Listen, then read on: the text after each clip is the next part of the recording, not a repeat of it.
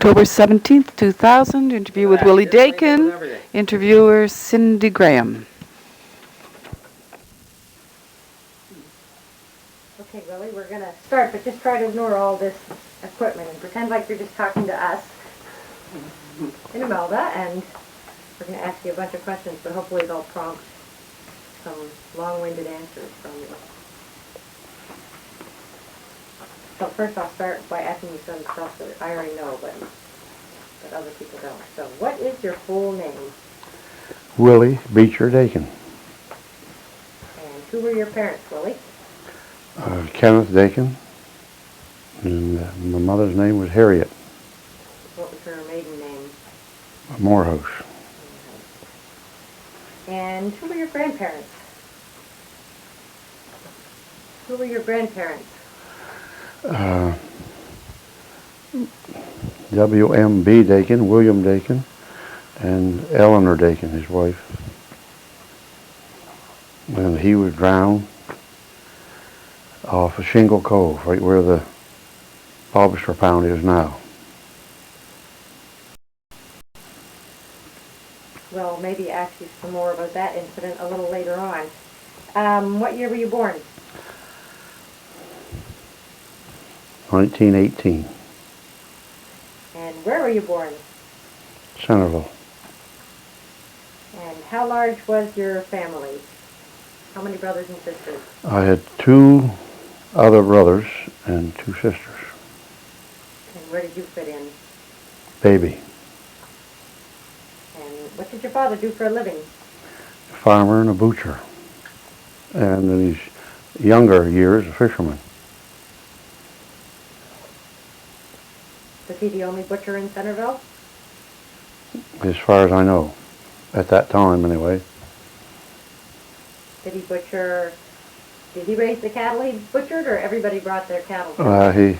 He raised some himself and lambs, and went out and bought cattle and butchered them. What do you remember about a typical day for your mother raising children in Centerville? Well, I remember that she was a great church worker, and she always had a Christmas concert in the church and an Easter concert in the church, and all the kids had a little something to say. So she was pretty active in the community, but it must have been very busy just to run a household. Yeah, she did all the cooking and baking and knitting and mittens and socks and sweaters and so on. Did you have anybody else living in your house besides your parents and the children? My The extended family? Well, my grandmother lived there until she died.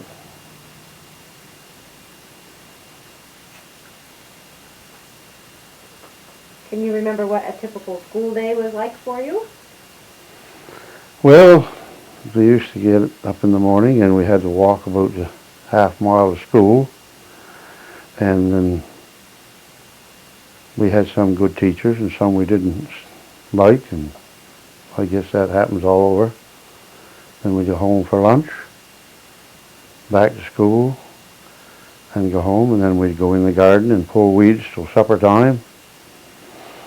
And then we'd go get supper, and after supper, a crowd of us would get together and play ball. Can you remember who some of your best friends were at school? Yeah. Harold Morehouse, and Mike Peters, and Ava Peters, and Blanche Morehouse, and Flossie Dukeshire, and Garth Dukeshire, Lester Raymond, Victor Raymond, Leroy Robbie Shaw, Arden Robbie Shaw, Eugene Shaw. Were they all from Centerville? Mm-hmm. From further? No, they're all from Centerville. Did the school you go to just have students from Centerville? Or where was the school? Yeah, they were all from Centerville. What's your fondest memory of school? My fondest memory of school was the day I was through, I guess. Was Which was when? How far did you go? 9. How old were you then? Oh my. 9 years old? No, I guess I was 16, I guess. I don't know, 15, 16.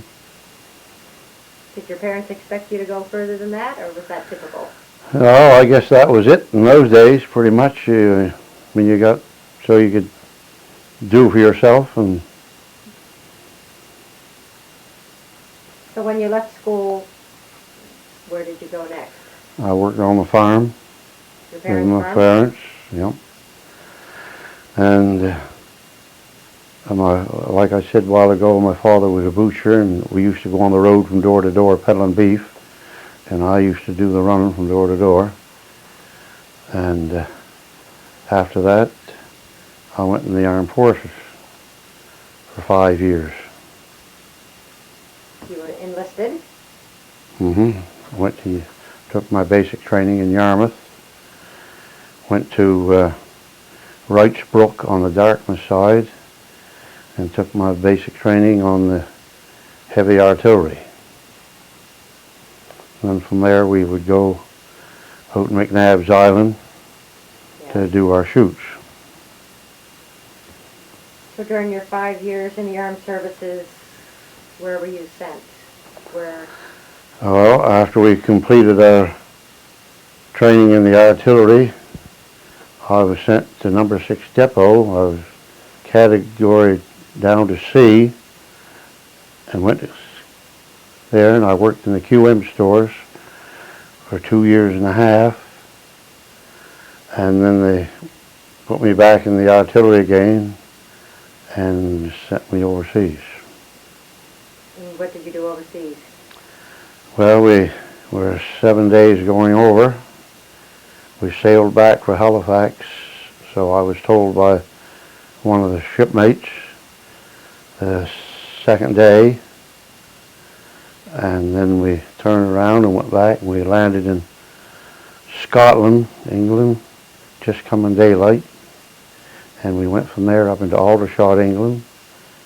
They took us out of the heavy artillery, put us in the infantry, and put us through the mud and dirt for about 3 weeks, and then they shipped us off into Holland. And then in Holland we had, I don't know how many Germans in a prison camp for a while, and then we were in different places in Holland, Nijmegen, Amsterdam, Rotterdam, Apeldoorn, and pretty much all over.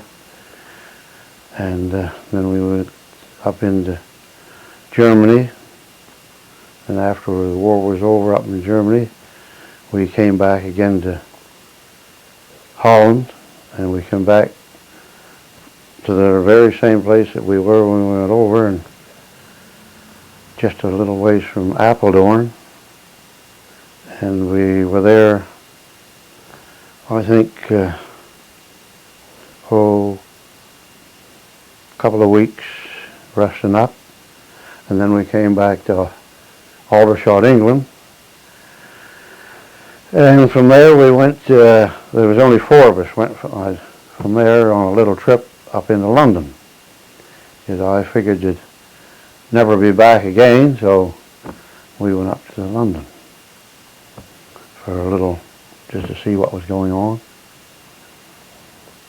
So during those 5 years, that was between the ages of about 18 or 19? And No, that was between the ages of, how old was when we got married?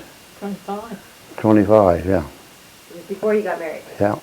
All this happened before you got married? No, I was married when I went overseas. Oh, okay. Yep. Yes, of course. And the arithmetic there. 43. We were married.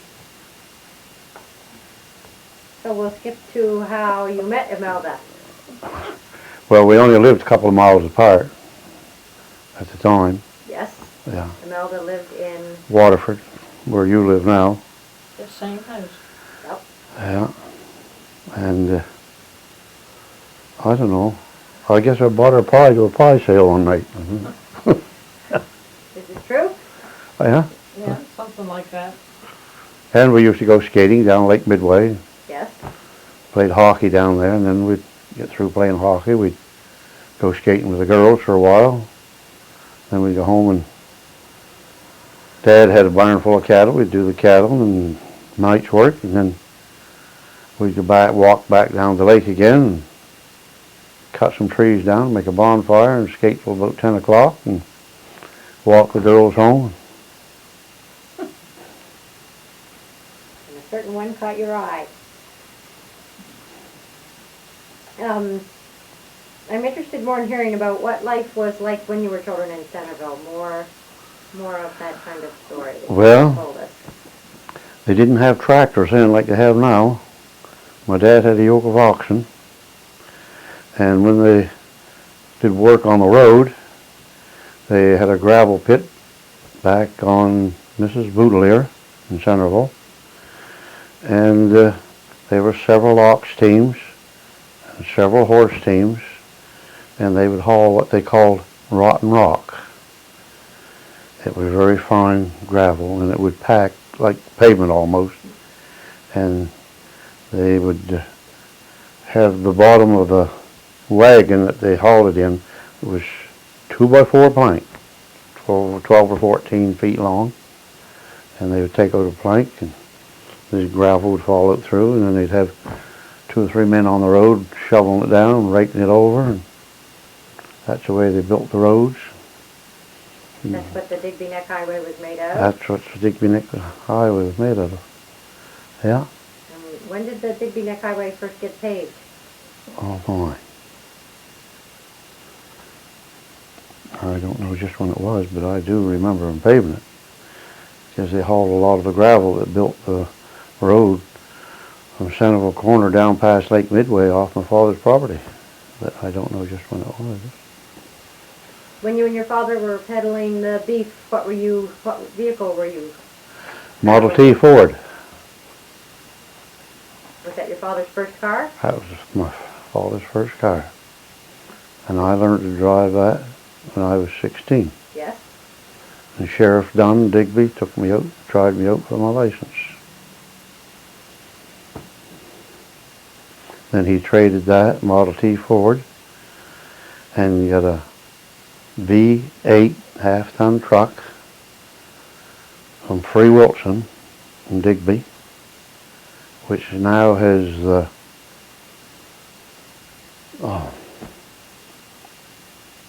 Fundy Motors.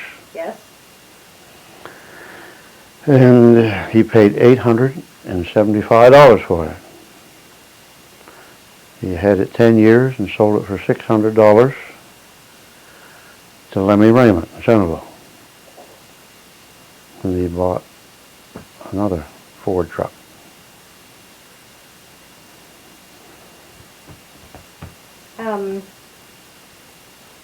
We're going to go backwards in time a little bit more. You said you were the baby of the family. So how did that affect the way things were growing up? Well, one of my oldest brother, he went to the States when I was in grade 5. Yes. And he went to Digby with, you've probably heard the name Reggie Cipher. Yes. Sandy Cove, it's where the hotel is now, and there was also a hotel at that time. And if I was in Centerville, I could almost stand on the ground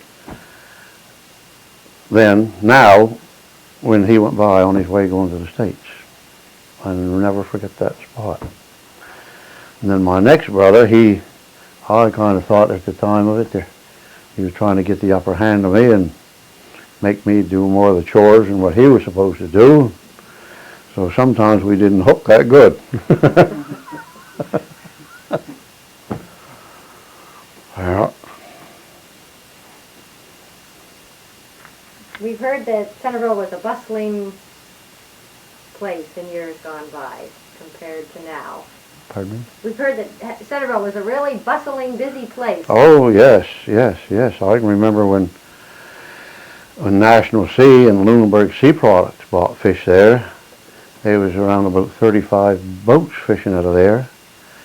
And one of the guys I think I mentioned, Winston Raymond and I, when school was over in the summertime, where Keith Raymond's house is in Centerville now, Lunenburg Sea Products owned that field, and they had it full of fish flakes, and we got a job there spreading fish and piling them up, and we got 8 cents an hour. And before the summer was gone, we got a raise of 2 cents. So we thought we was doing pretty good, because the men working at the plant, cut and fillet one thing or another, got 25 cents an hour, and my brother was one of the bosses there.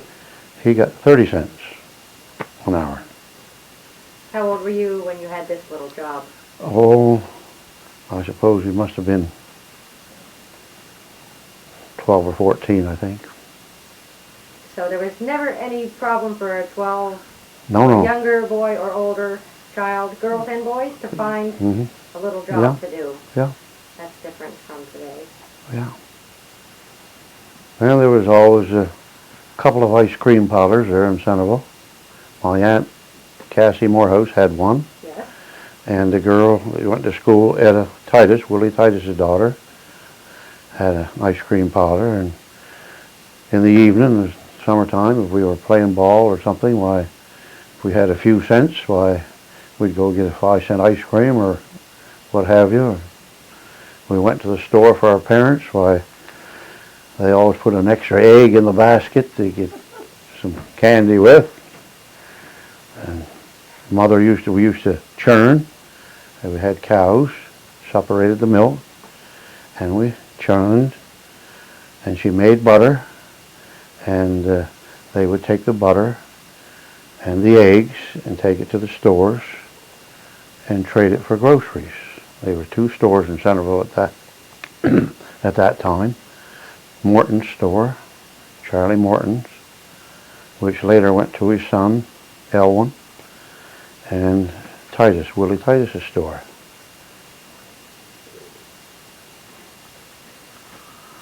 Did people go to both stores, or did they have a favorite? Well, I think Father's favorite was the Titus store. Yes. But if you wanted any hardware, why, nails or bolts or anything like that, you had to go to Morton's store. Were they fierce competitors, or it wasn't like that? No. The prices are about the same, I guess. These ice cream parlors this would be a women's only job. That would be their... Well, the girls would probably get, the boyfriend would probably drop in and turn the crank to freeze the ice cream, and like that. Yeah. But the majority of them, they did it themselves. They had, in the wintertime, when the 2 fish companies would be putting up ice. They didn't have any ice making machines back then. They put up ice. Why, they would have a place that they'd put up enough ice to freeze ice cream all summer, cover it with sawdust. Yeah. So this ice must have been cut from Lake Midway. Mm-hmm. Yep. Big pieces of ice cut out of the lake Well, that you had to look out for when you were skating? I remember them ice taken out there 24 by 24. And Henry Cossaboom in Lake Midway, he always had a span of horses. And I don't know whether you've ever seen an ice plow or not. No. But he had what they called an ice plow. And he would have to go about 10 trips in the same cut to get it down deep enough, and all depend, of course, on the depth of the ice. If it wasn't very deep, he'd probably go 5 or 6 times, but I remember when the ice was 24 by 24, he'd have to go several times in the same cut this way, then he'd mark it off. He had a blade, 24 inches, and a marker. So he'd go here, then he'd turn around, and that marker would come back in that first cut to keep him straight. See? And he'd go that's the way he goes. Was that a local invention, or? Well, I don't know. Because I was just a kid when he was doing it. But I remember one time we was working down there, and I was working on pushing the ice in to where the men was pulling it out of the water for Lunenburg Sea Products. And I said to Mr. Cossaboom, which we were brought up then, you didn't say their first name, it was Mr. I said, Mr. Cossaboom, the ice isn't too thick, don't you think you're plowing pretty deep? And he said, I'm thinking that. But he said, I'm going to slack up. He made one more turn and his team went in and broke through. So I know there was just a scramble to get the horses out of the lake. And he turned to me and he said, there's an ice saw behind the door in my porch. And we were cutting the ice right by his house, from his house. So I ran, and the fence then was right close to the road. So I run out and I jumped from the road right over top his fence, went up and got the saw, and they were sawing on one side, and we were taking turns sawing to get the horses. And one horse we got out real quick, and the other one we had to put a rope around its neck, and it kind of bloated a bit. And we got it up and get it into where it could walk on the bottom, and got its front feet out on the ice and got it out after a bit. Yeah. Good story.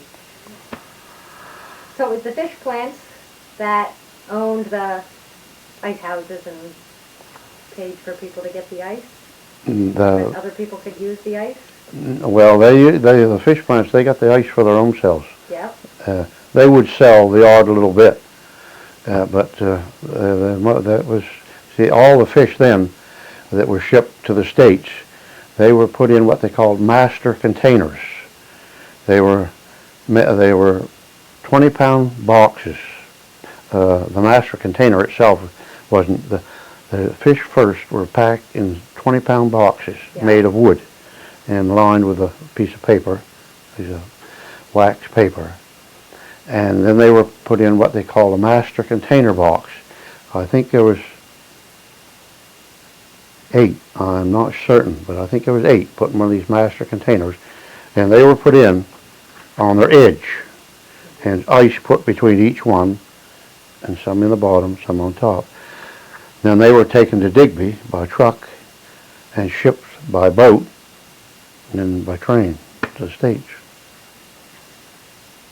Fresh fish. But no trucks will haul them to the States then.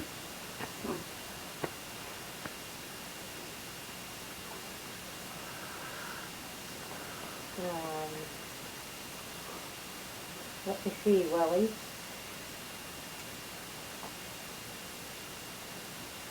You told me your favorite memory of school, which was getting out of there. Can you remember some sad stories about school or some antics? Well, maybe I shouldn't tell you this one. We had Harold Morris and I, we always seemed to try to sit together. We were both in the same grade. And Christina Prime and Ava Peters most always sit together. They were in the same grade. And we always tried to sit behind those two girls. And we had a teacher, her name was Putman. And she boarded at Mr. Orwell Outhouses in Centerville. Very nice girl, very nice girl. So, of course, I guess like all kids like to raise the devil, we used to take a straight pin to school. And we wore sneakers somewhat then, so we'd take a straight pin and we'd stick it in through the sole of our sneaker. And the seats then, you see, they had a little crack, and the seats turned up, and they had a little crack when they were down like that. So this Christina, we always teased her because we always said that she had a rumble seat. So we get around and we get the straight pin up and give her a little jab, and she would jump, and so the teacher would come down and she'd get after us, and finally she caught up with us. And I'll never forget the last strapping that she gave me. I had to stand up alongside of the desk, and she was giving me a strapping, and she let go of my hand. So when she let go of my hand and she brought the strap down the last time, I pulled my hand back and it hit her on the leg. And she looked at me and I said to myself, I'm going to get a good one now, but she turned around and walked back up to the desk. That was it, but she got up to the desk and she said, if there's any more from you two boys, we're going to change your seats. So we behaved ourselves from then on. And I think if the old schoolhouse was still standing there, you could go on the second seat from the door in the big part, and you would see a duck carved in the top of the seat. I was always carving, drawing ducks.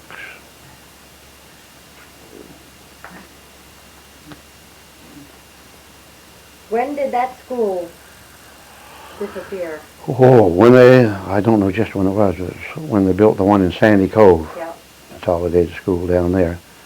That one was over, and then it was sold to Darrell Morton, and he had it for cold storage for a while, and then something happened, it burnt down.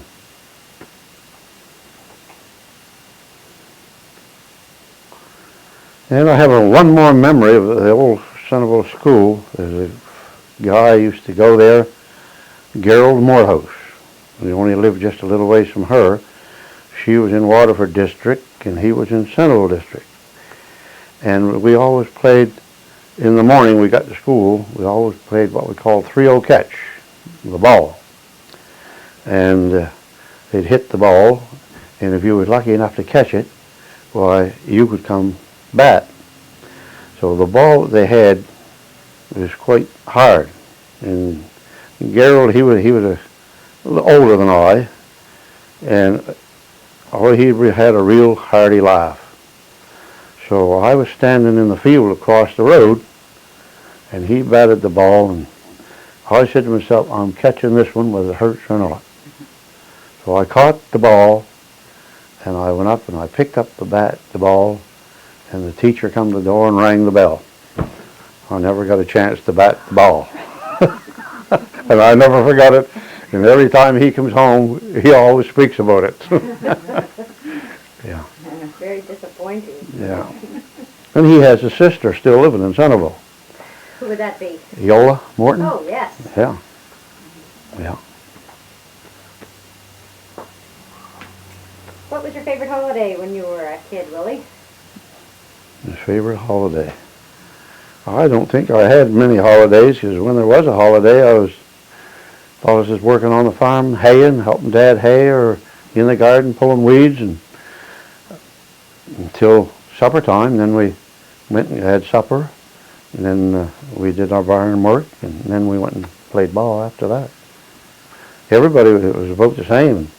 Everybody then had a pile of wood, they had it sawed, and Lemmy Raymond and Hiram Holmes had an old gas engine with a saw rigged up with a long belt about 10, 12 feet long, and they'd go around and saw wood. I don't know what they got an hour for sawing, but then you didn't have wood splitters like they have now. They split it all by hand with an axe.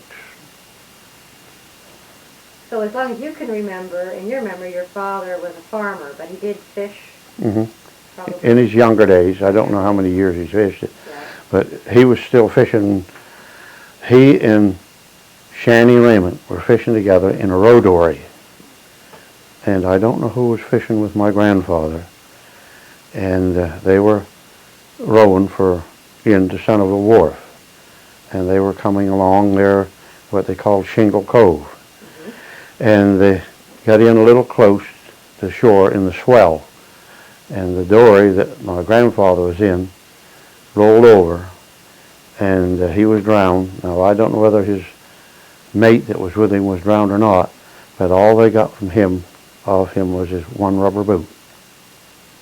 And then his wife lived with my parents till she died, and I was in the Army when she died.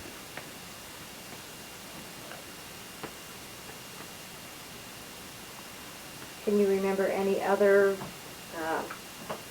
tragic sea stories? Or any shipwrecks? Do you remember the Robert Can story? Well, I wasn't down to where the Robert Can came ashore at the time, but I have been there lots of times, and a friend of mine, Carl Dimmick from Lake Midway, he made a big cross and put up down there with the names on it, and I think probably all the names were on it. And I don't know whether it was the captain or who it was.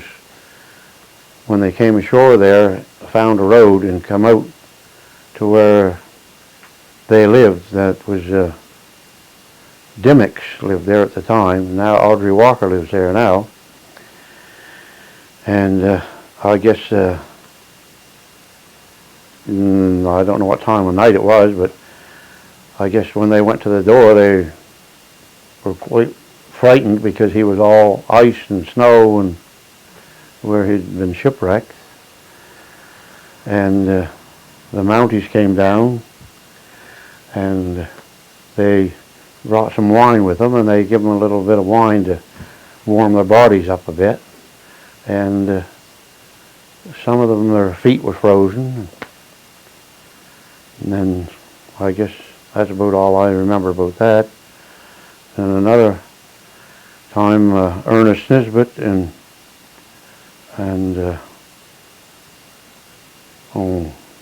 Ronnie Morehouse, he came home, I think he was up in Ontario or somewhere, and he went out fishing with the Nisbet boy, and a breeze came up and rolled the boat upside down, and Ronnie got drowned. I think Elmer, or what's his name, was saved, wasn't he? Ernest? Were they both drowned? Yeah. Were they? Yeah. So there's been several. Then one of the Titus boys was on a scallop boat. That's Lorne Titus's brother. Lorne's dead now. He was in a scallop boat, and he got caught in one of the scallop drags when they dumped them overboard, and before they could get them back up, why, he was drowned. Yeah.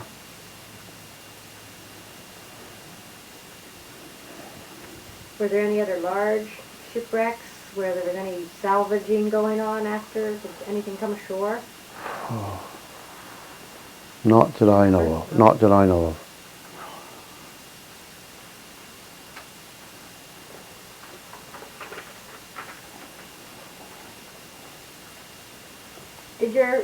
Do you remember ever lacking for things as a child? Or did you, with the farm, did you have everything you? No, we always seemed to have lots to eat. Practically everybody then had half a dozen or a dozen hens and a cucumber bed and a few potatoes and like that. But Father always used to raise a lot of vegetables, because when he was peddling meat, well, he took vegetables right along on the same trip, and anybody wanted vegetables, why, he sold vegetables as well. Yeah. And we had when it came haying time, why, we had the yoke of oxen and the mow machine, and he had a horse and a horse rake. And we used to rake the horse, and fellow, he's dead now, Emerson Hersey, which was in the Army overseas, and a fellow by the name of Ronald Titus, he would help Father hay, and the father would drive the old horse, and either Emerson or I would drive the oxen, and Ronald, he would help us turn out the hay or pitch on the load, and Emerson and I would trample and mow it away in the barn.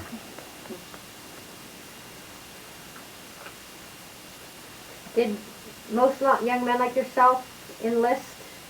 Oh yeah, I think forces from Centerville? Yeah, I think there was 37 from Centerville enlisted. Yeah. And one thing that means you asked that question, is one thing that I would like to see, but I don't think I'll ever see it, and probably you won't either.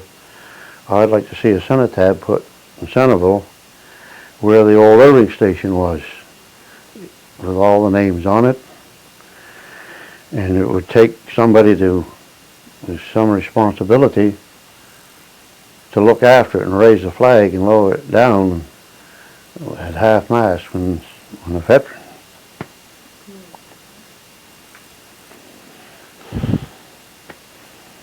When a veteran passed away.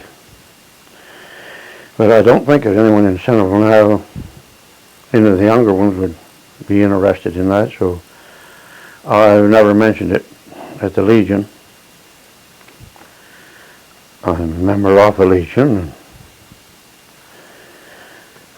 I worked there for 45 years on the Poppy campaign. I've helped with putting up the cenotaph in Little River when it's been torn down. Vaughn Adams and I put it up just this last summer. Some of the party ran in it and knocked it down. And so we went down. The assistance of Jim Graham, he couldn't help us at the time. He had just been operated on. And we put the cenotaph back up down Little River. Alan Walker was good enough that he came up with his forklift and lifted the top part up, which was about 700 pounds. We couldn't lift it. And so he came up with a forklift and put that up on. Since then, I guess it's been okay.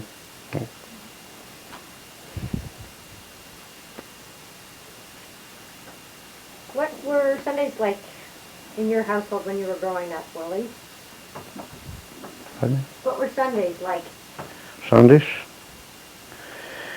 Well, we always went to church. There was the two churches in Centerville, the Baptist Church and the United Church. And we always went to church Sunday morning. And Mother had a class of girls, and Father had a class of boys,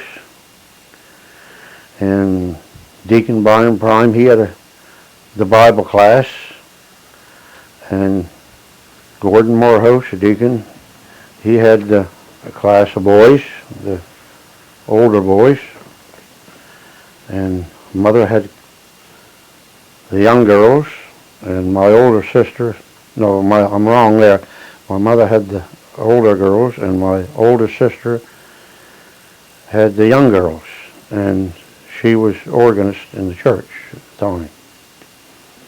And then if church was in the Baptist church in the morning, it was in the United Church in the evening. And everybody from the Baptist church went to the United Church, and the people from the United Church went to the Baptist church. And that's the way they got along down there. Can you remember having a favorite hymn? Well, I don't know their favorite, but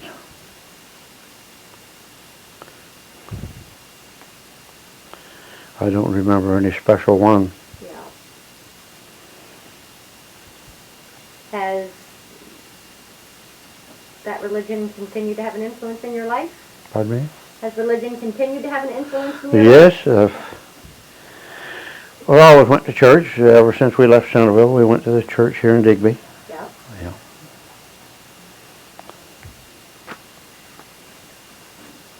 Did your family get any newspapers when Oh, you were yeah, growing up? How did you keep up with the had outside world? We had always had the daily paper Yes. and magazines, Reader's Digest. About every Mother was a great reader. Any decent books that came out, well, she always had books. Was that true for everybody in Centerville, or did... Well, I guess everybody was about the same. And when you'd get through with one book, you'd lend it to another one and borrow one from them. And that's the way the community worked together.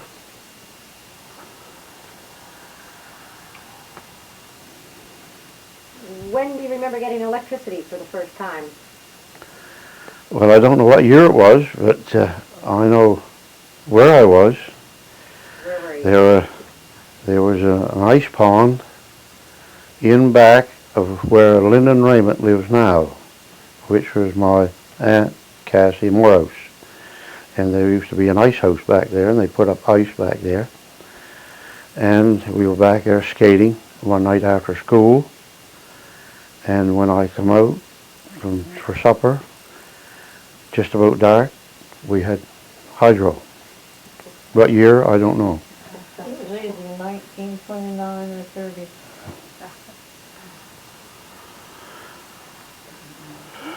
How about running water? Well, we didn't have running water in the house there at that time, but we did have a good well and a hand pump in the house. Then after Father died, I came home of the army, and I planned on staying in the army. And I came home, and he wanted me to take the old farm. So, of course, I was married at the time, and I said, I'm home on 30 days leave. And I said, if you want me to take the old farm, I said, you have 30 days to make it over to me. Because I said, I'm not staying here, and when you die, and then a whole family come in, I want this and I want that. I said, I want a clear deed of the place. So he made the place over to me, and after they died, I took it over and worked it there. And then I worked for Keith Raymond for a couple of years down the fish plant and tended the farm as well. And I always used to I sold the oxen, bought a tractor, and I used to get I'd do the mowing, and I would get Eds and Spates from Gulliver's Cove to come rake it and do the baling.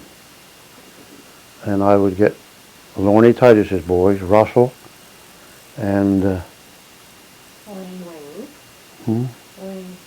Wayne, to help me haul the hay in. And I'll never forget one night, it was dark, and I said, well, boys, it looks like it's going to rain. Are we going to let it get wet, or are we going to haul it in? No, we'll haul it in. So we got through about 1:30 in the night, and then we went to Lake Midway for a swim. 1 o'clock in the night.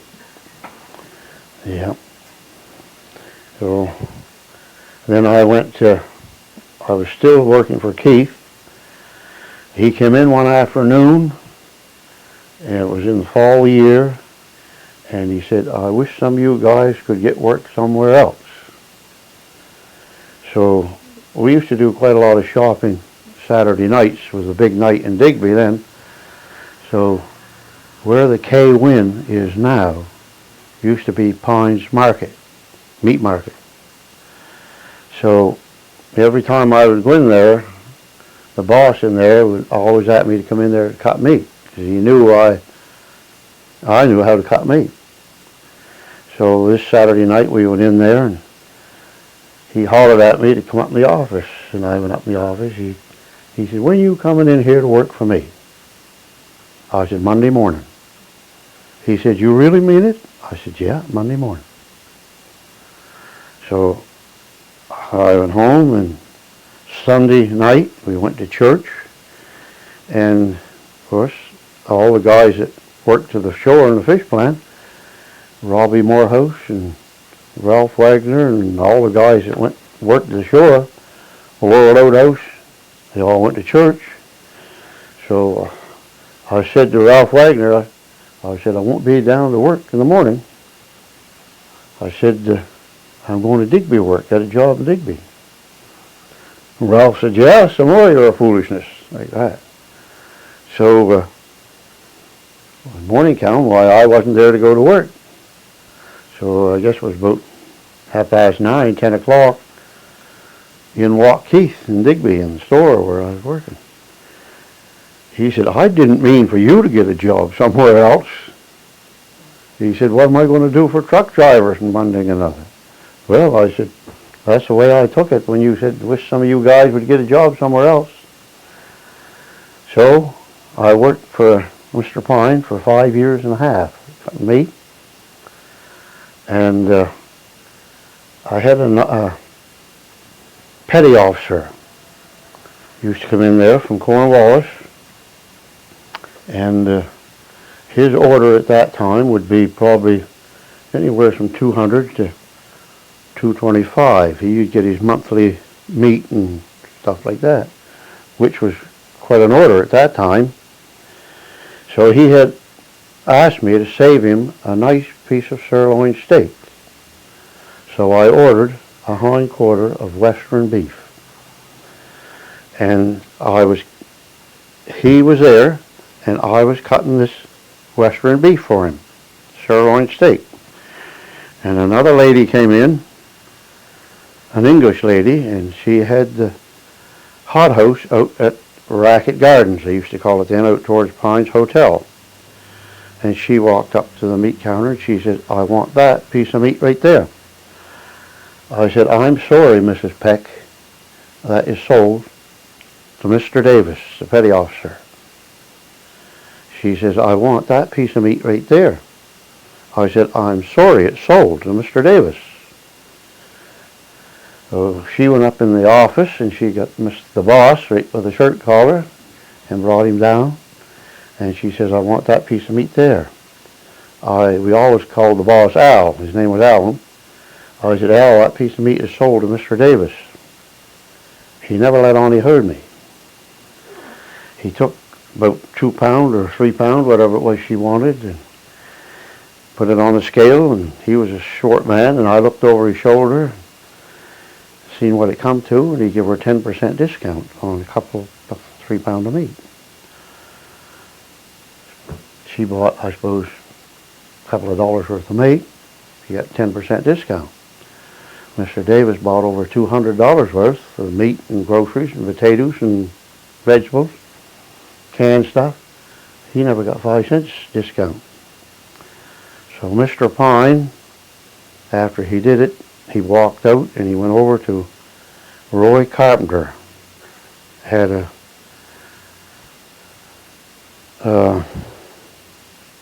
restaurant there. He went over there for coffee. Edith Hayden was head cashier, and we always called her Edie. I said, Edie, fix up my bill, please. She looked at me, she says, Willie, you're going to leave, aren't you? I said, just as soon as I tell Al what I think of him. So when he come back, when his feet was on the top step, mine was on the bottom of the office. And when he sat down, I stuck my finger right up his face. I said, Al, that was a dirty damn trick. He says, you have to do them things sometimes. I said, not for me, with me working for you. And I walked out 3 o'clock in the afternoon. And I was so mad and put out that I forgot to give him the keys to the store, because I always open the store in the morning. So I went back the next day and gave him the keys to the store. So it went on for, I guess, about a month. And my brother-in-law's wife came to me, and she said, I heard that you got fired because you was caught stealing. I said, that's a barefaced lie. And I said, the first time you go to Digby, I want you to let me know.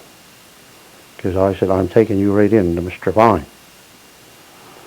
So she came to the house and said she was going to Digby that afternoon. So I went up and I parked right in front of the store.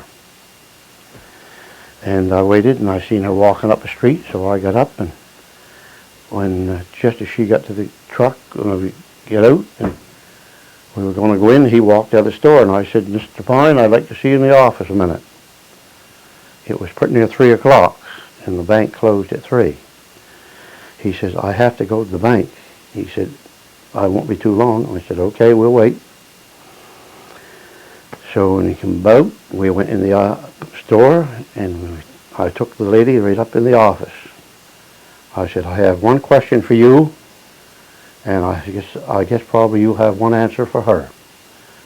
I said, a lady told this lady that I was fired from here because I was caught stealing. Now I said, I want you to tell this lady the truth. Was I fired from here for stealing or not? No way. Willie wasn't fired from here for stealing. It was my own fault. That was his own fault. And I left. Well, So what job did you have after that? Did you return to when I come back from there, that was in winter to fall, late fall. I had 5 girls traveling with me. One was Elaine Titus. She worked in what was called the Stedman store. Patsy Morehouse, Ronald Morris's daughter, she was working in the bank. Edson Spates' daughter from Gulliver's Cove, I just forget where she was working. Geraldine Pine from Centerville, she was working in the bank. Marie Ryan from Seabrook was working in the Simpsons. At that time was on Front Street. And I guess that takes in the 5, I'm not sure. Yeah. And when I got back there the next spring, I went, I think, back to Keith to work. He wanted me to come back there. And then, no, I'm wrong. I went to work. I told Keith that I would go to work for him that spring. He had asked me. He lived right across the road from me. Then Elmer Johnson from Waterford came to me and wanted me to take his share in the wear. And I said, no, I can't take your share in the wear as much as I'd like to. Because I said, I've already promised Keith that I would work for him this summer. But I said, if you want to go to Keith, and if Keith will release me, I said, then I will go to work in the wear. But I said, other than that, I said, I can't go back on my word. So he waited in the yard. Keith was to Digby. He waited in the yard, I guess, till Keith come home about 10 o'clock. So he wanted me to go over to Keith's with him. I said, no, I'm not going over to Keith's with you. I said, you're the man that wants to see Keith, not me. So he went to Keith's, and then they both came home. And Keith said, well, if you feel you can better yourself, all right. So I went in the wear in Griffin's Cove. I think I was in the wear there 11 years. And then I also lobster fished with my brother-in-law in the wintertime there in St. Mary's Bay. And then we cut our firewood and our wear stuff in between the breaks. Then I had trouble with my back. I had to give up wear fishing and lobster fishing. And Seymour Raymond from Digby, he was in charge of school buses at that time. And he came to me and wanted me to drive a school bus. So I said, well, I don't know whether I'll pass the test or not, in a joking way. So he wanted me to come to Digby, and he took me out for a drive himself before I went to have the test from the inspector. Of course, I was used to driving trucks and running another anyway. So we drove around town, and we drove down Digby Neck as far as the Upper Cross Road and turned around, and we went back to Digby, and I let him off at the school bus terminal, and he said, you go down to the inspector's office. So I went down to the inspector's office and took the test down there. And then I had to go out and take a driver's test.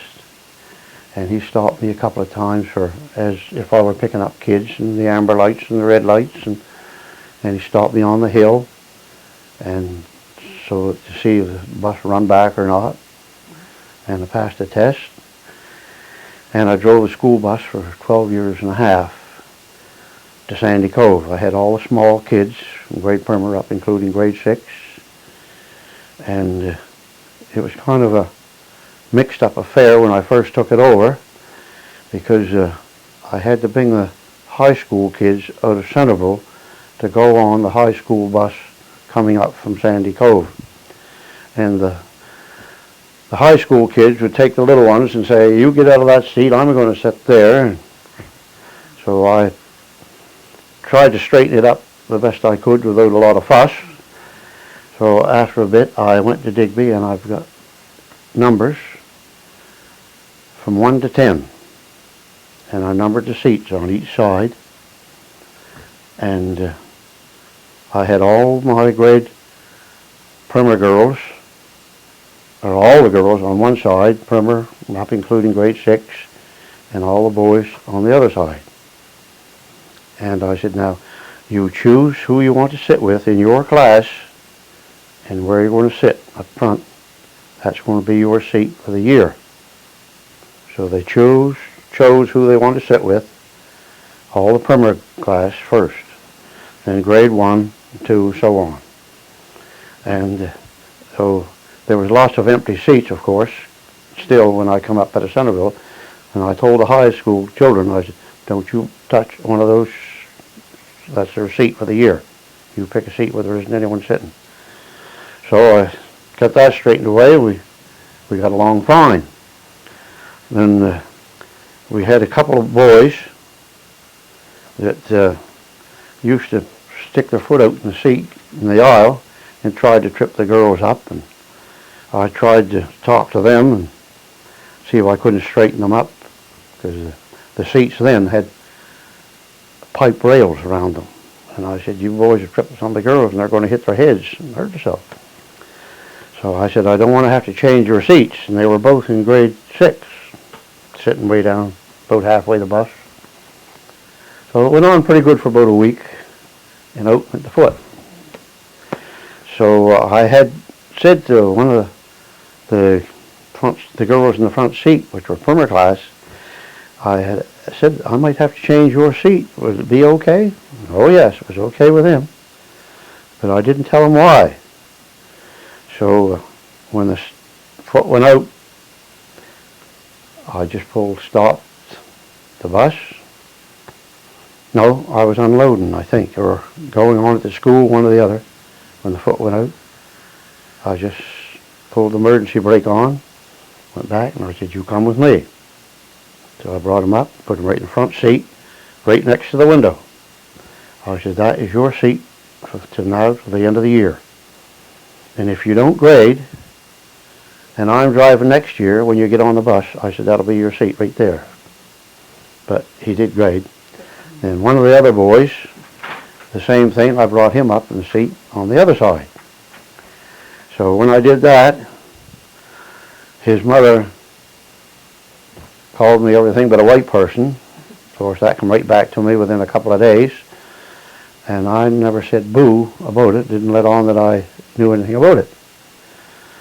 So the following year, when he graded and went to Digby School, she arrived up here one night, her and her adopted daughter, with a great big chocolate cake for her, and wanted to apologize to me for what she had said to me. Well, I said, I knew all about that 2 days after you said it.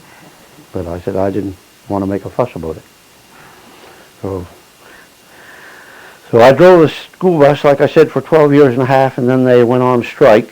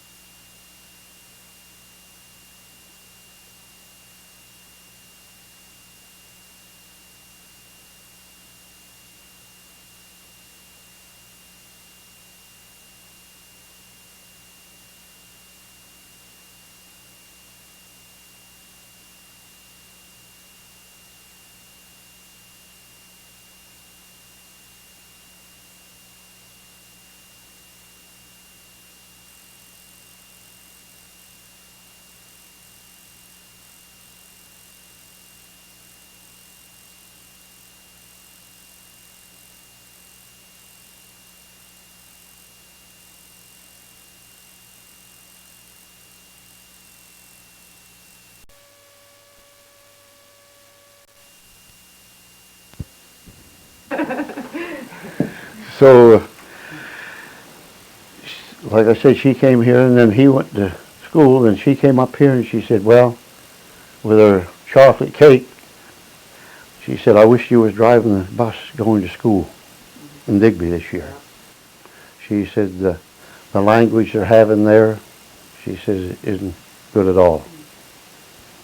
But then they had the strike on the bus, and I didn't vote for the strike. Lovetario and I were driving into Sandy Cove, and we felt, well, we didn't either one vote for the strike, but we didn't want to interfere with the rest, so we stopped driving altogether. That was in the middle of the year. So I never bothered with it after that. So then after that, I think I went back to working for Keith again, Centerville. No, I'm wrong again. I went to working in the woodworking place in Digby for Bernie Bell. Yeah. And I worked there did I have my heart operation before I worked there? Anyway, I was working to Bernie Bell's, and I went to the doctor here in Digby. Yes, I'm wrong. I was working for Robbie Shaw's fish plant at Lake Midway, and I had loaded the truck one night with 4 ton of ice to go to the island. And Debbie Titus and Violet Frost had just finished packing fish at 10 o'clock. And when I came down out of the ice place, and Debbie said, Willie, you don't look good. Well, I said, maybe because I didn't stop for any supper. I said, will one of you girls make me a cup of tea, and I'll go in and get a donut or something, and then I'll go to the island. So I said, I just sit down on a box, and they both went back in, and it wasn't long, and they come out with a couple of donuts and a cup of tea. So I was sitting on a box having a cup of tea, a donut, and the boss came in. He looked at me. He said, you don't look good. He said, you get for home. I said, I got to take that load of ice down on the island. He said, I'll take that ice on the island. He said, you get for home. So I took my coat and put my heavy coat on, and Debbie, she said, Willie, let me drive you home with your truck, and Violet will come along behind me with her car and pick me up and bring me back, and then I'll get my car and go home. I said, I can drive home. So that was all was said, and I went out and I got in my truck, and I started up towards home along the lake. I got about halfway up the lake, and I seen these lights a coming, and I didn't think anything of it. I just figured, well, it's another car down below going the same way I was going. So when I got home, I turned in one yard in the driveway, and they turned in the other driveway. It was Debbie and Violet. Followed me home, see if I got home all right. That was Saturday night. So I sit there on the Chesterfield all night. I couldn't lay down. I had such pains here.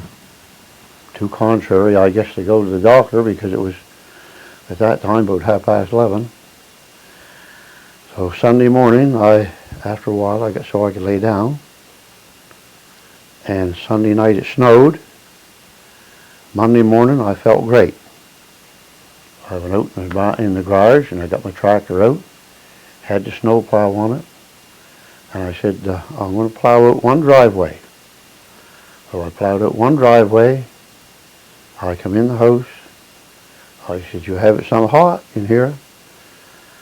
And the wife said, no hotter than we ever keep it. So I said, I guess it's time I was going to the hospital. So I jumped in the truck, and she says, you want me to go with you? I said, no, I'll be back 15-20 minutes. So I went up there, and outpatient was in the other end of the hospital then. And from where I was sitting, the nurse come out from outpatient, so I could look right in, and there was another nurse in there. She come out, she called a lady. This lady got up and went in. And the head nurse and outpatient, she came right back out, and she said, "You come with me." And I said, "All these people were ahead of me." She said, "I know that too." So I got up and I walked in, and she said, "You strip to the waist." So I did. Yeah, I said, "It looks like you're going to give me a cardiogram." She said, "Yes, I am." So I said, "Mrs. Hewitt just gave me a cardiogram just before she retired." She said, "I know that too." So she gave me a cardiogram. She said, went over and she talked a minute to the other nurse, and she picked up the mic and she called for a wheelchair. Well, I thought it was for the lady that the other nurse had. So by the time I got my top shirt, the undershirt on, she says, "Never mind putting your top shirt on." They was there with a wheelchair. She said, "You get in the wheelchair." I said, "Get in the wheelchair?" I said, "I'm going home." She said, "Yes, you're in lovely shape to go home." So they put me up in intensive care. I think it was for 10 or 12 or 14 days. And the head nurse's name was Barb Johnson. And she said to me, "When you get out of here, you go see a heart specialist." So I went to Kentville to Dr. Masters, and he put me on the tread machine. I was about 15 minutes, I guess, in his office, and he said, "You come back again Monday morning." I went back Monday morning, and I went to his office Monday morning, and he put me on a tread machine again. And I took about 15 or 20 steps, and he told the nurse to shut it off. He gave me a nitroglycerin to put under my tongue, and he said, "I'll make arrangements for you in Halifax right quick." So he sent me down there, gave me the dye test, sent me back home, and the doctor in Halifax, Dr. Alley, told me it'd be probably 8 weeks before I could get in for a heart operation, but he says, "We'll try to get you in sooner if we can." They got me in 6 weeks. I had a triple bypass. I come home from there in February, and in the spring of the year, I was making some things in my hobby shop downstairs, some night tables for my daughter, and I went into Bell's Woodworking to get a sheet of plywood ripped, and he wanted me to come in and work for him. So I went in there and worked for him, I don't know, 4 or 5 years, I guess, or more. And then I guess when I quit working for him, I give up working altogether. I come home and worked here making stuff for my daughter and doing things for the Legion, and neighbors around making things for the kids. Yeah. But I really enjoyed the 12 years and a half that I drove the school bus for the kids. I really got along fine with the kids. You've had so many different careers. Well, I've been all around the bush. What was the fishing like in St. Mary's Bay? Let me backtrack a minute. You were married when you were in the armed Yeah. forces, so Imelda was living where? Where was your first home when you were married? My parents were both alive, Yes. and the big house is still standing in Centerville in the barn, Okay. which is going down fast. It's been 27 years since anybody lived in it, Really? since I built this one. Yes. And so they were only Mother and Dad, and Mild and I, and Carolyn. We had one child. So we just split the house. We both used the same upstairs. There were 5 bedrooms, and we both used the same bathroom. And we had, my brother lived across the road, and we had dug a well, and we had gravity-fed water then. And so we got along fine, and she lived there with us. And your daughter was born before Yeah, you well, finished yeah. out your career with the armed services? Yeah. Yeah. Yeah, we were married, I guess, about a year and a half, wasn't we? Yeah. Before she was born. Yeah. And did you just have the one daughter? I have two now. I have two, yeah. Two now. Yeah. One, Carolyn, she's in Lunenburg, and when she got through school, she went to work here in Digby in the bank. I just forget the manager's name. And then when she was Apple Blossom Princess here in Digby. And then when she got married, her husband, they moved to Lunenburg. He was marine electronics, so they had their own business in Lunenburg. Their head office was in Lunenburg. They had an office here in Digby, one in Graham and Ann, and one in Newfoundland, and one in Cape Breton. And Is that Eastern Electronics? Eastern Electronics. Yes. And the company, and National Sea in Lunenburg had 2 or 3 large fish draggers built in Norway. And he went to Norway and put the electronics equipment, I think, on 2 of them. And one of them, I was lucky enough to get aboard when it came back here to Lunenburg. And he told me there was $216,000 worth of electronics equipment on it. And he made a radio that he put on that boat that he could talk, they didn't put it in the boat, I'm wrong. They put it in the office at National Sea, and they had a radio in the boat that they could talk from National Sea in Lunenburg to that boat up off of Newfoundland. The 2 or 3 large boats would go up there and fish, and they could tell the boats what kind of fish to catch. And the day that I was aboard of the Cape Beaver, that was the largest one, he had what we call perch.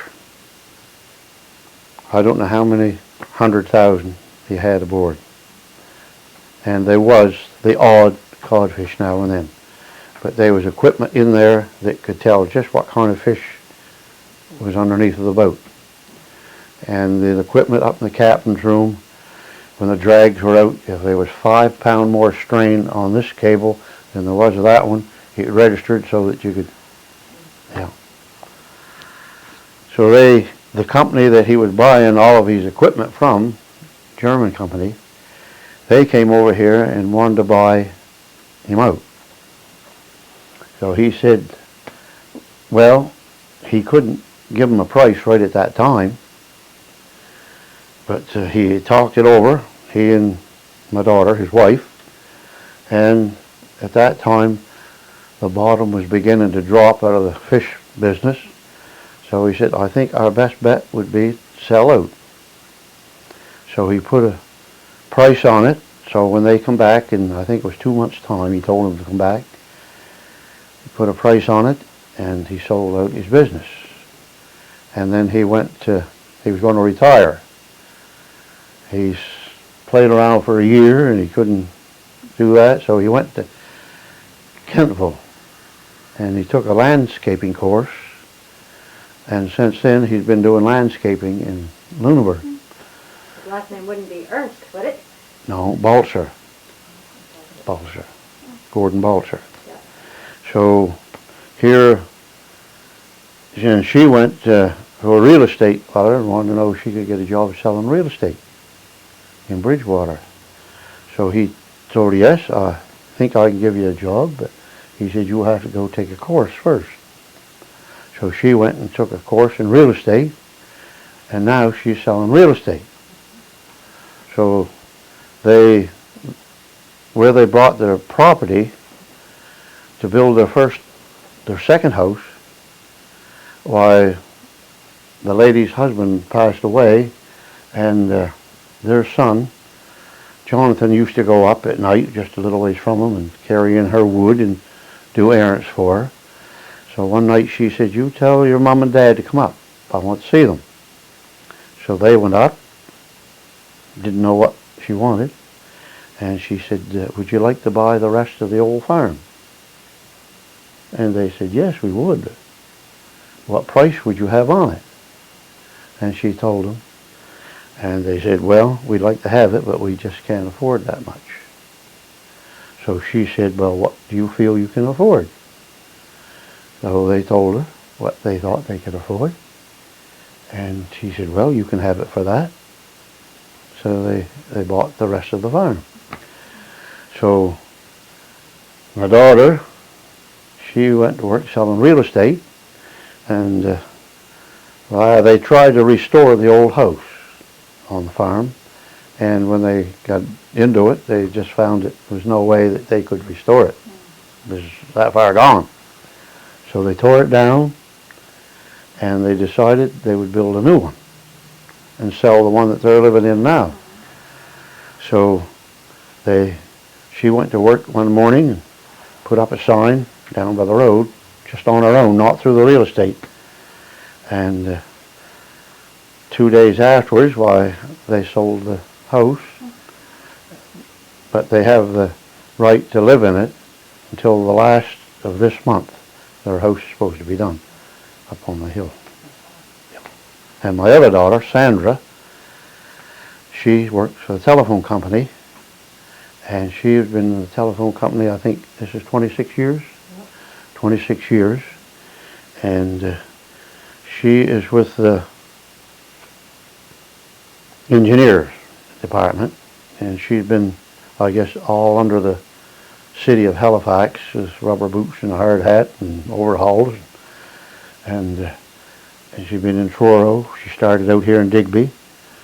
She's been in Bridgewater, been 2 or 3 different offices in Halifax, Middleton, and now she's in the head office in Kentville in the marine business. I guess that's pretty near my life story. I'd be interested in hearing just a little bit more about what the fishing was like in St. Mary's Bay when you fished that 10 or 11 years. Well, Fishing and the lobster fishing. the first year I was on an 8th for Elmer Johnson In the Ware. in the Ware, and then I went to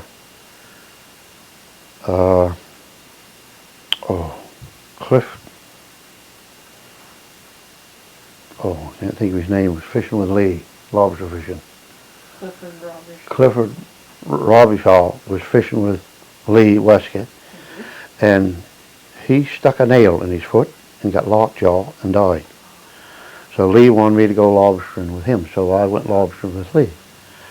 And the first year in the Ware, I made $800, which wasn't very much money. And Vincent Raymond, he was on an 8th for his father's share. And of course, we both had the same. So we talked it over, Vincent and I. And we decided we'd give it one more year anyway. So we tried it another year, and I don't know just how much we made the second year, but we had a pretty good year. So then we continued on, and the price of herring started going up a bit, and the herring fishing seemed to be getting better. And I think the best season I had in the Ware was right around $11,000 on an 8th. Do you remember what year that was? I don't remember. What year? I don't remember what year that was, I'm sure. But I think the biggest catch we had while I was Ware fishing there was a little over 100 hogs at one tide. Mm-hmm. Yeah, and we had that several times, right around 100 or 110. And I'll never forget one time, there was an American boat came over. It was on a Saturday, and we hardly ever sold herring on a Saturday. And I was to Digby, and I came down from Digby, and the boat was up to Seawall Ware, and there wasn't anybody around the shore to go out to the Ware, and no boats out to the Ware. So we had something to do to the Ware, so I went right to the shore when I'm away from Digby, and I said, let's go out. I said, there's nobody out to the Wares up there and nobody to the shore. So I said, he's after herring, we'll sell a trip of herring. And Sidney said, it's no good to go out there, it's just a waste of gas. The boat is for seawall, and that's that. So I said, I put a lot of work in that ware, and I'm only getting an eighth. And I said, and there was $25 out there for me, I want it. And I said, if it's a gallon of gas that's bothering you, I'll bring over a gallon of gas if the boat don't come down and get any herring. So I said, so Lee said, we're going to the ware. So we went out, and just we got out pretty near the ware. The boat left up the seawall and come down to the ware. And Lee was the feeder. He went in with a bit of lead, weighed about a pound. Vincent Raymond was what we call the dory man. He rode him around the ware 3 times, once straight up close to the ware, next time out a little farther, and the next time was out more or less in the center. Was this to determine how much was in? It would tell us how much was in there. He had a little nylon thread over his finger, and that would hit the fish, you see? Yep. And he could tell by the cripple how many herring was in there. So when he come out, the captain of the boat come out on deck, and he said, you got some fish in? And Lee said, yes. He said, how many you figure you got in? And Lee said, how many can you carry? He said, 100 hogsheads. He said, well, there's more than enough there to load you. So he said, would you seine them up? We seined them up, and we so loaded him and dumped the rest back in the ware. When we got ashore, of course, I don't know whether it was a smart or just a joke. I said it in a joking way. I said, Sidney, you want me to bring over a gallon of gas? That was all we said. So then we went to working in the lobsters with Lee. The first year I worked with Lee, I said, Lee, I don't know the first thing about rigging lobster traps. So I said, I don't mind being told. So we worked together there, and we got the traps ready, and we went lobster fishing. I don't know how many years I fished with Lee, but we got along fine. And I think it was about the second year that we lobster fished. We always had 2 fellows ashore loading the dories and rowing off. In the second year, while we rigging the traps, I put the buoys and the rope in the trap different what they usually put it in. So and Sidney and they were setting traps, so I just take a hold of the buoy and give it a throw. And Lee was running the boat about half speed. And we had the guys ashore putting the bait bags in, so I didn't have to bother with that. So we got all through setting traps, and Sidney come over the next year, and he said, how do you get your traps out so fast? He said, you're running the boat about 3/4 speed, and he says, and all you can see was buoys flying. Well, he said, Willie put the rope in the traps the way he wanted it, and so that's the way they come out. So next year, he come over to see how I had the buoys and the rope in the traps, so he could put his in the same way. So I lobster fished with Lee for, I don't know, 11 or 12 years, I guess, until I hurt my back and went driving the school bus. Where did you fish from? Griffin's Cove? Griffin's Cove, Yes? yeah. There was no wharf there? No wharf. No, you had to row out the boat, take your bait down with the tractor, and when we set traps, I had a tractor and Lee had one, and I had a larger trailer than Lee did. I could put, I think it was 34 on my trailer traps, and Lee put 24 on his. So I said that one day we was setting traps, the first day, it was flood tide. And I said, Lee, you're the captain of the boat and it's yours. But I said, why not put the bow of the boat right on the beach and just leave her in gear enough to keep her straight on the beach? I said, it's smooth. So I said, he did. And I said, when the guys driving the tractors, I said, we get them to drive down and back one out on each side of the boat. And the guys would pass me the traps off of one trailer, and he'd take the traps off the other trailer. And while we were gone with those 2 loads, they'd go back up and load again. And we had our traps out shortly after dinner when the rest of them were loading them in dories and taking them out and then loading them in the boats and that way. Yeah. So This fellow that got lockjaw, was it necessary for him to die? Was there a cure for tetanus then? Well, I don't know. He died from lockjaw. Yeah, Yeah, Clifford Robbyshaw. And he fished with Lee for years. yeah. Lobster fished. He never were fished. He lobster fished. Did you get Miss last name? Lee Westcott. Yeah. Yeah. Lee and Sidney, they were both in the Ware. They were brothers. In Waterford. Yeah, in Waterford, yeah.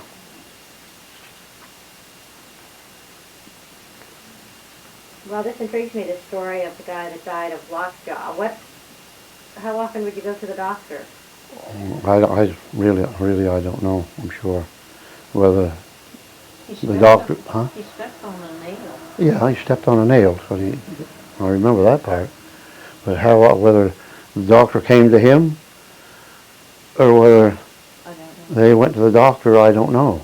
Now, I know He waited too long. when I broke my arm, the first year I started school, the doctor came to me from Sandy Cove, Dr. Rice, in a horse and sleigh, and set my arm, and my father went to the barn and got a shingle and made splints to put on my wrist, and he gave me ether and put me to sleep and set me, and when I woke up, I was on the coach and we had a little black dog. The dog was lying down beside me. I think that's the reason I'm left-handed, mostly. I went to school and worked with my left hand, but when I was throwing a ball or batting a ball or playing hockey, I always played right-handed. But maybe I was left-handed, I don't know. Was Dr. Rice also the dentist? No. No. No, we had to go to Digby for dental work, the horse and sleigh. I remember Father, back then, the lobster fishermen then, when I was a kid, in the Bay of Fundy, and I suppose in St. Mary's Bay too, but he always, what we call jinks, or tinkers. They could save them then. And my father, and a fellow from Waterford, Wallace Raymond, bought the tinker lobsters, and they had a great big pot made, and I think it's down cellar right now. It had a hole or two in it, and I had it welded. And they used to take the whole 4 dampers off the stove in our back porch, and they'd boil lobsters, cook lobsters, and they'd go to Digby with horse and sleighs in the wintertime and sell lobsters. Yeah. Yeah. And the mail route here on Digby Neck, at that time, Guy Moros from Sandy Cove, he had 2 spans of horses. And he'd take 1 span and start from East Ferry and come to Sandy Cove, and then he would take them off and hook up a span from Sandy Cove and go to Digby. And he'd come back at night with that span and change in Sandy Cove and go to East Ferry. 2 spans of horses. That's the way they got the mail back then. Yeah. In your young married life, your children would have been born in the hospital. Yeah. And Carolyn was born in Digby Hospital. And 2 years, when she was 2 years old, she had back in the hospital and had appendicitis. And I think it was the second day after she was operated on, Milda went up to see her, and she said, "Mommy, the train goes right by there." And mother said, "Well, how do you know that?" Well, she said, "I got up and seen it going by." And then Sandra, she was born 7 years later in the hospital. And, Almost 8. huh? Almost 8. Almost 8. And I guess it was, Nobody knew it. that was a military secret. And her mother didn't even know it. So I was working in Digby at the time in Pines Market. And we come home from there, and she said, "It's no good to go to bed," because she says, "I've got to go back to Digby, the hospital." So I went over next door neighbor to Marjorie Tibbetts, and they had just gone to bed just a few minutes because I seen the light go out, and I hollered 4 or 5 times, and I couldn't get any answer. So I went back home, and I said, I'll take the car and go over and get your mother.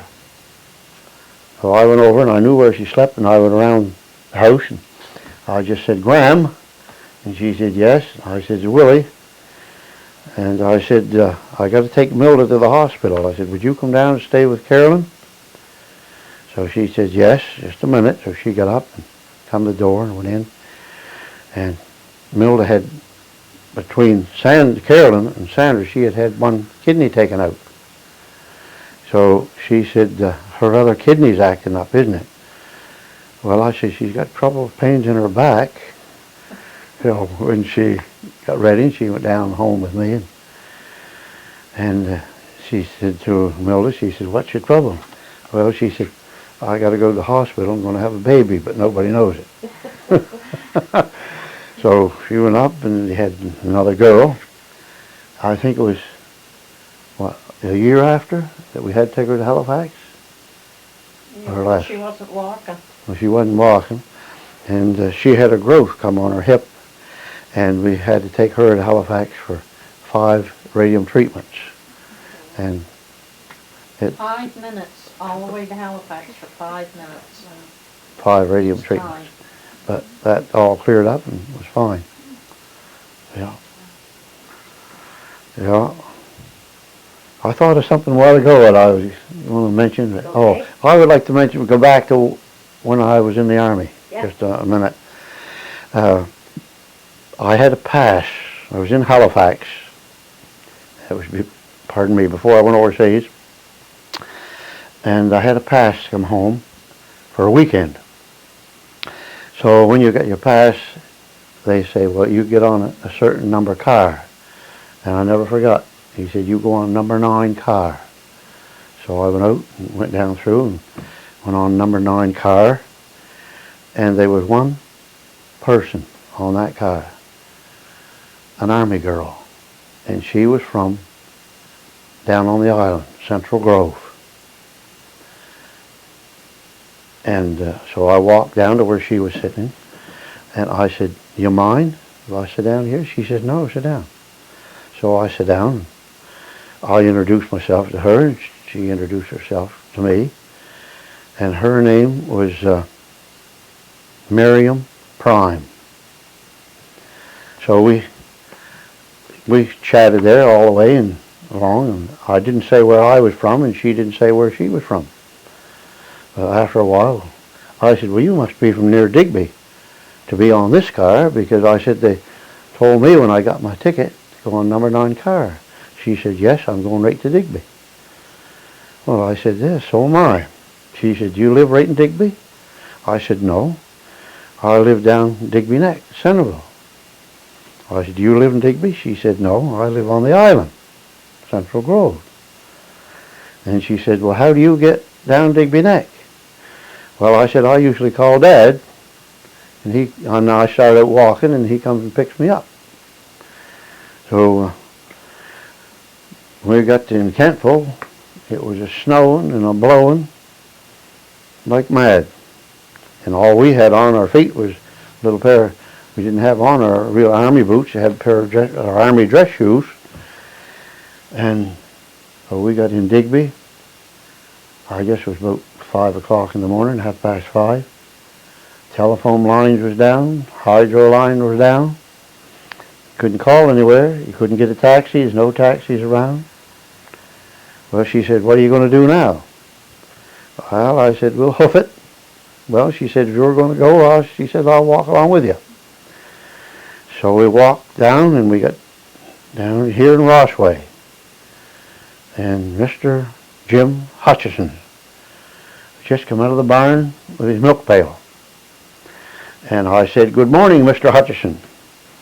And he turned and looked. Oh, he says, it's you, Billy. He said, bring your friend and come in and have some breakfast.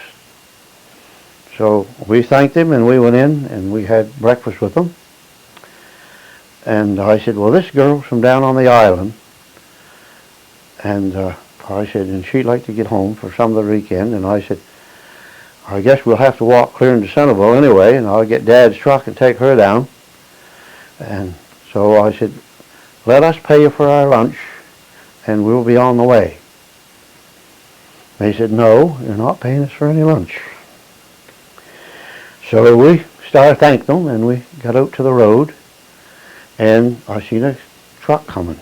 Well, I said to the girl, I said, maybe we're in luck. So I stuck up my thumb, and he stopped. And I knew the guy. It was Ted Woodman. And he worked for the Department of Hydro, the hydro company. And I said to him, Ted, how far are you going? He said, I'm going to Westport. Well, I said, that's pretty nice. I said, this girl is going to Central Grove. Well, he said, I'll let her off in Central Grove. So he let me off at Central Corner. And I said, well, maybe we'll meet again. And so she went to Central Grove. And I never seen her afterwards. So I had sold my place in Centerville and built a place up here. So I had asked Keith Finnegan. He was from the island, and he bought a place in Digby. I seen him one day to church. So I said, Keith, I want to ask you a question about a person I think probably you know. I said, would you know a girl named Marion Prime? Who she married, where she lives, or anything about her? I said, I met her. She was in the Armed Forces. He said, that's right. He says, she lives on the island, and she lives in Central Grove. She's living with her son right now, and her son is building a new house just a little ways from where the son is living that she lives with in Central Grove. So I said, thank you very much. I said, I met her when I was in the Army, and I haven't seen her since. And I said, I'd like to see that girl. So I said, we come home from church, and I said to Milda, let's get down on the island, see if we can find that girl. So we jumped in the car after lunch, and we went to the island. Now, I don't know whether I should tell you this part or not, but I'm going to tell you anyway. So we went down the island, and I stopped to the house where he said, and I went in, and I knocked to the door, and this guy come to the door. And I said, is a lady lives here by the name of Marion Prime? Her name used to be Marion Prime when she was a younger person and was in the Army. He said, yes, she lives here, but she's not here right now, but I'll show you where she is. So he walked out to the road, and he said, you see that new house they're building down the road? I said, yeah. He said, she's down there. Her son's building that house. I said, thank you very much. So we jumped in the car and we drove down. They just had a plank up to the front door. They didn't have the steps in yet, just building it. So I walked in. I knew her just as soon as I walked in. There was two ladies there. One was quite tall and she was quite short and stocky. And I said, that's Miriam right there. But I didn't let on. So I said, would one of you ladies be Marion Prime? Or was Marion Prime? And she said, yes, I was. Well, I said, do you remember me? And she looked at me. She said, no. Well, I said, we spent a night together. Oh, my God, the other woman said, don't remember? Well, I said, we were good. I said, we were in the Army. And I said, and we come to Digby. And I said, the power was out. The telephone line was down. We walked halfway down Digby Neck. Oh, my God, she said, I wondered what happened to you. And I said, we had quite a chat. Yeah. She's passed away now. Yeah. She was a member of the Legion on the island, and I was a member of the Legion up here. And there's four branches in this zone, what we call a zone. Digby, Bear River, Clare, and down on the island. And we gather once in Digby a year, then once in Annapolis, once Clare, down there. So I never used to bother going to the rallies, so always seemed to have something to do, and the rallies were always in the day, so I never bothered going until late years. And so when I started going down, and of course they have a room upstairs, that what they have the Legion in used to be the old theater, and they had a room upstairs with a bar and pictures of all the different members that had passed away.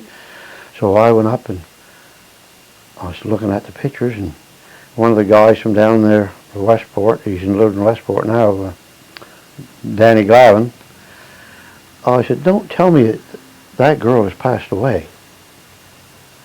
He said, "Yes." He said, "Did you know her?" Well, I said, "I met her when she was in the Army." I said, and I told him the whole story about how I met her and one thing and another. And I said, "She seemed to be an awful nice person."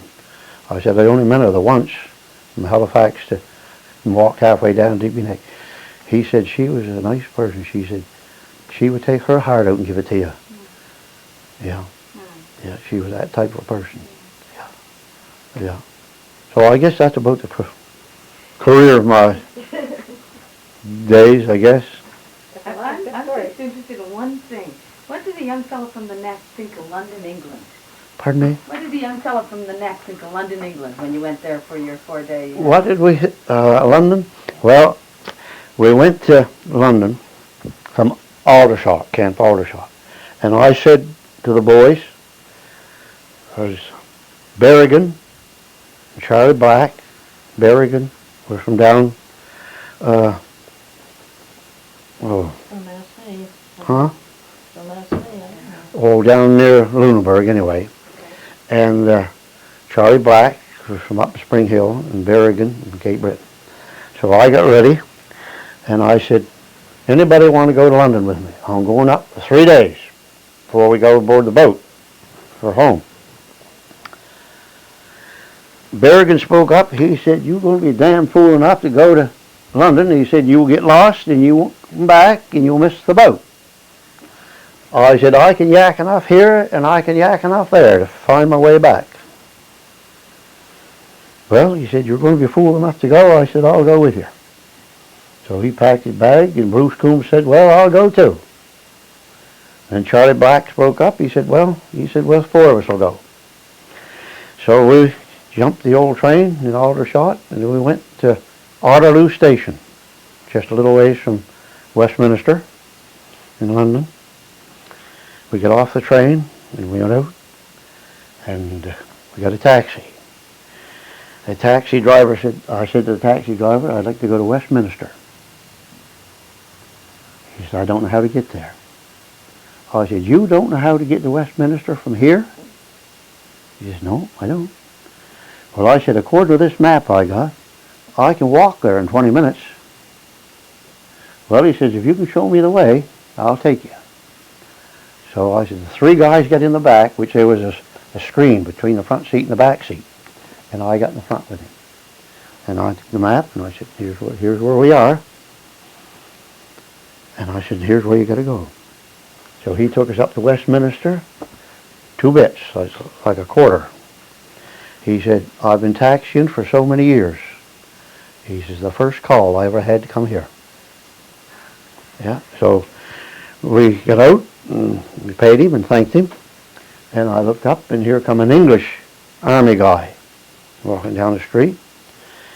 And I said, "Well, wait a minute, this guy gets here." So we come down and stopped to talk with him.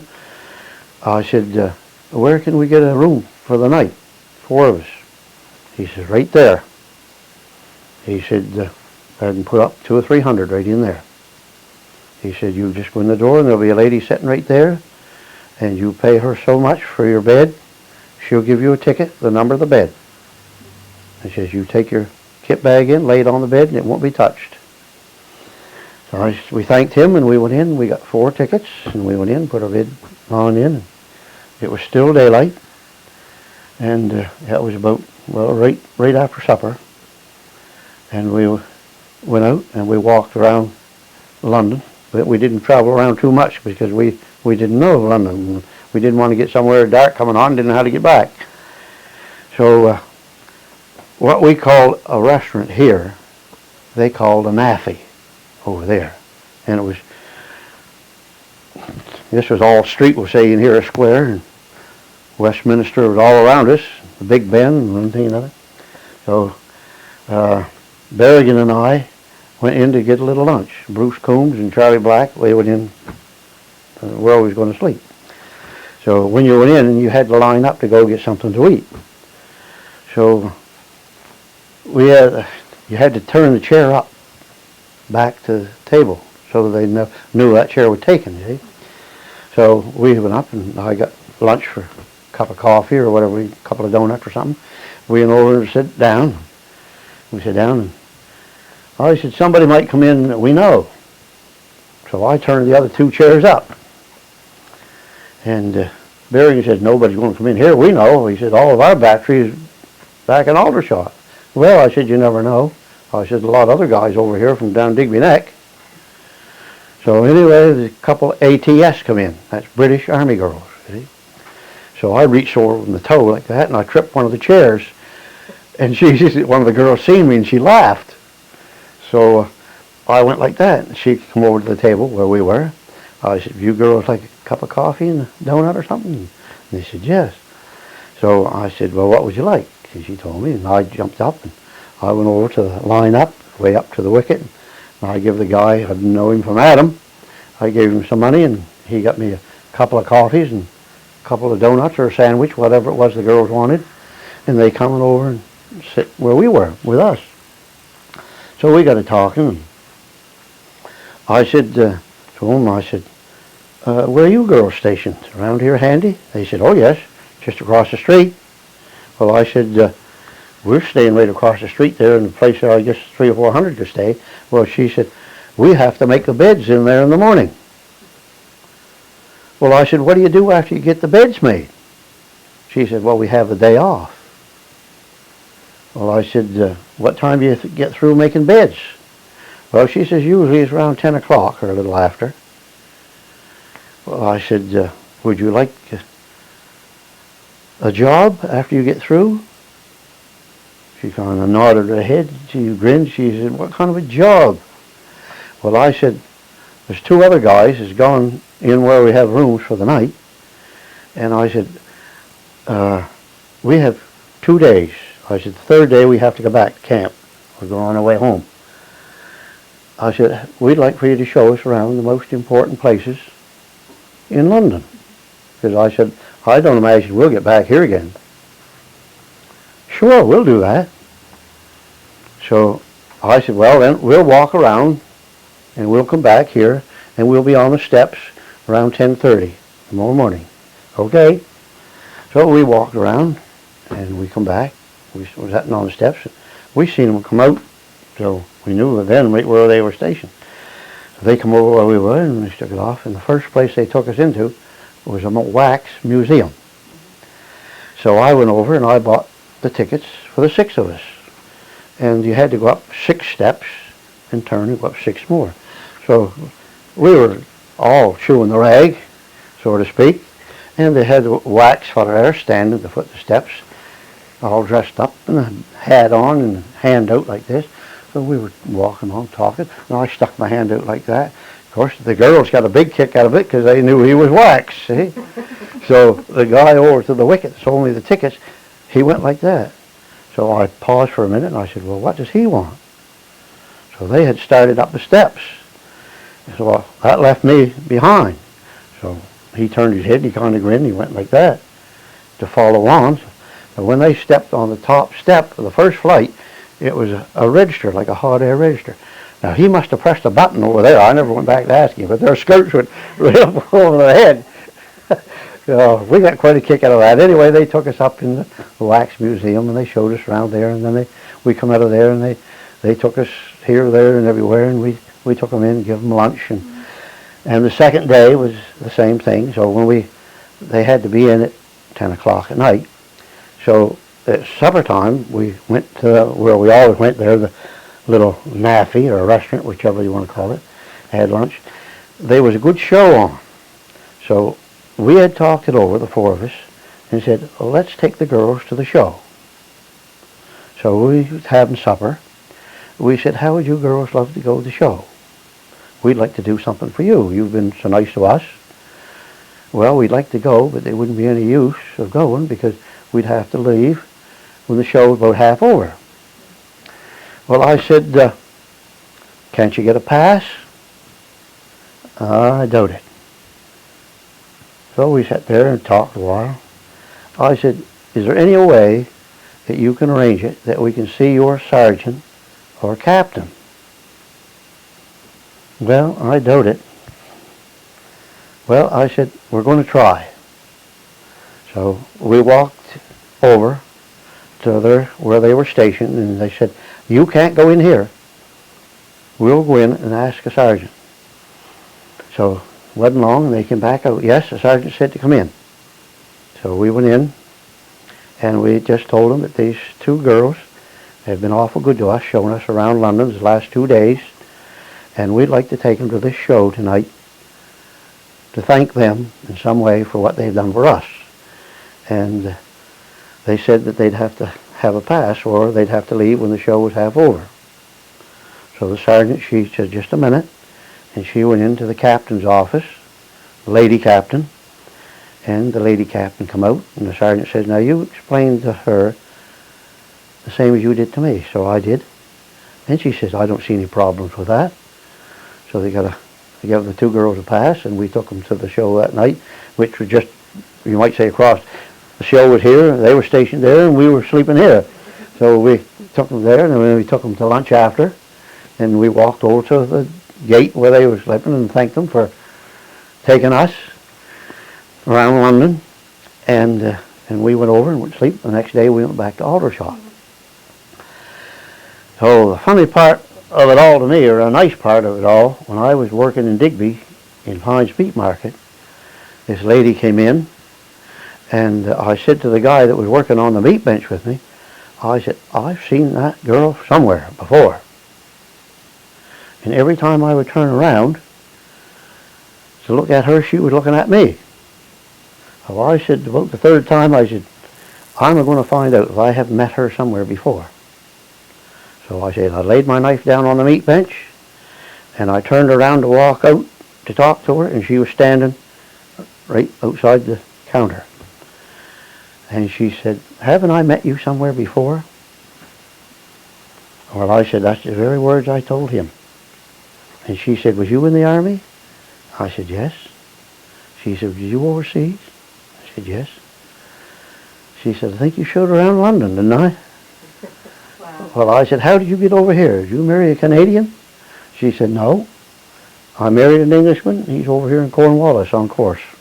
Wow. So she said, what time do you have your noon hour? Well, I said, I have mine from 1 till 2. I said, he lives right here in town, and he goes from 12 to 1, and I live out of town, and I go from 1 to 2.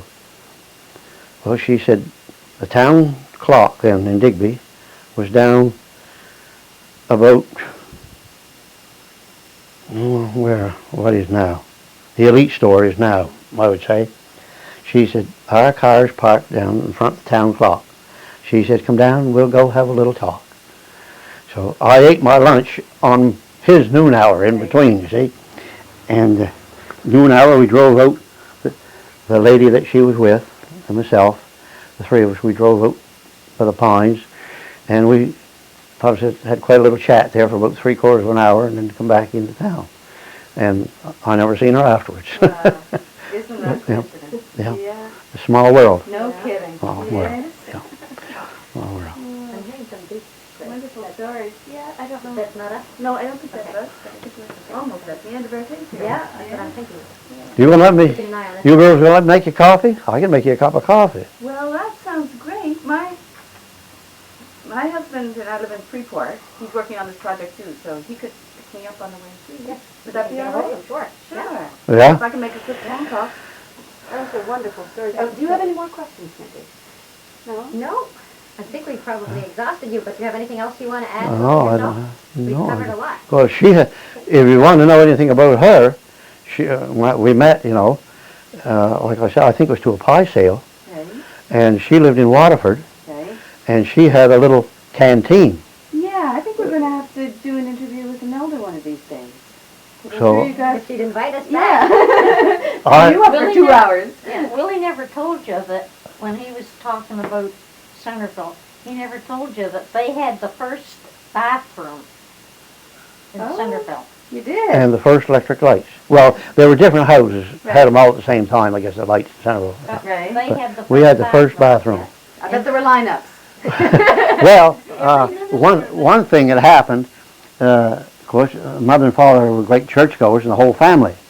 But in the summertime, if a student minister or come down from college or an ordained minister, they didn't have a regular minister, why, the minister, they was always sent to Dad's because he had the only bathroom there was.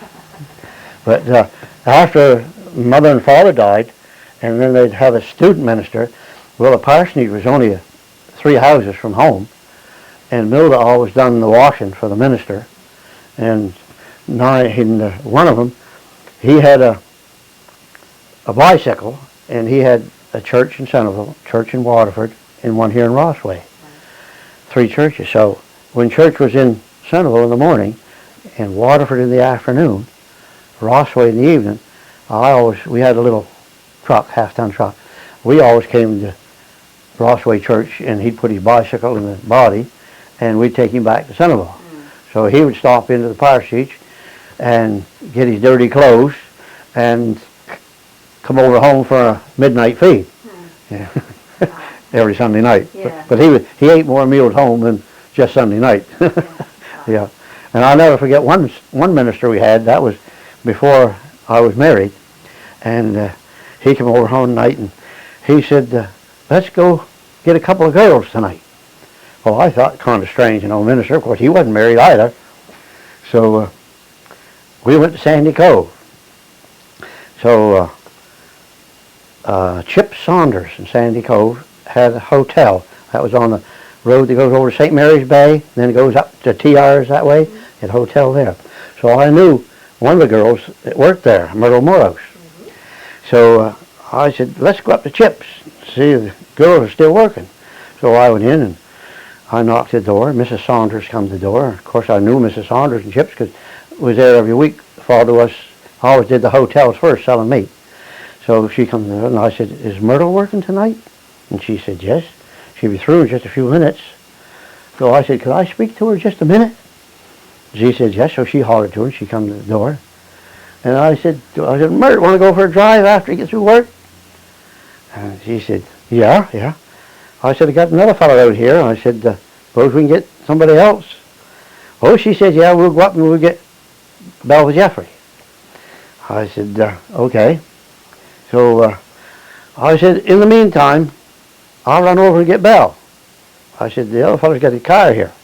Because I didn't say it was a minister. So I went over up to Belva Jeffrey's. They lived up right across from where the old schoolhouse was. Went in and Belva was to bed. So I knew her father and mother. The door, and he come to the door. And I said, Belle home? Yep, she's in bed. So her mother says, right to head the stairs, she's up there. So I went up and I said, come on, Belle, let's go for a drive. She said, you get downstairs. Well, I went downstairs. It wasn't long she came down. And we went over to pick Myrtle up. So he went up there and he drove up in. And I said, you better let me back his car down out of here.